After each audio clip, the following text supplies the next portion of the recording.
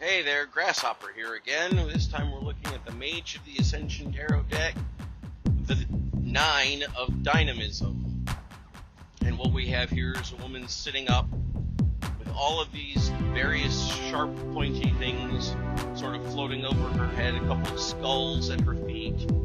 And from all appearances, she's sitting up in a coffin, although it could be a bed of some sort, I suppose. But it definitely gives the impression of being insignificant and yet still a coffin. You've got swords and knives and hacksaws and axes, little daggers and an ice pick. But this is the nightmare of swords, right? The intellectual nightmare. Everything is terrible.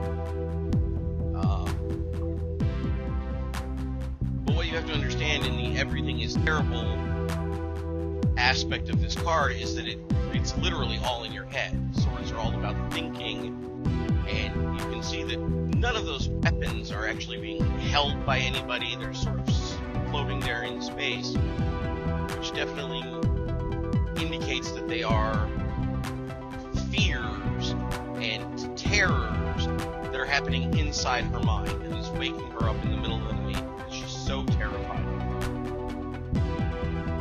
It's pretty bleak and pretty gloomy, but if you take away from it that there are things to be scared of, and you're right to feel scared and terrified of these things, but also that the terror, at least, is all in your head. You can move forward past it, right? Acknowledge the terror, understand that it's your terror, and move forward.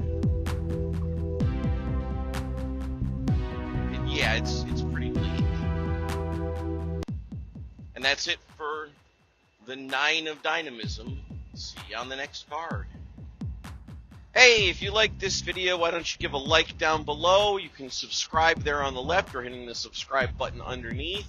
And if you want to get alerts, go ahead and click the little bell icon to make sure that you get notified whenever new videos are posted.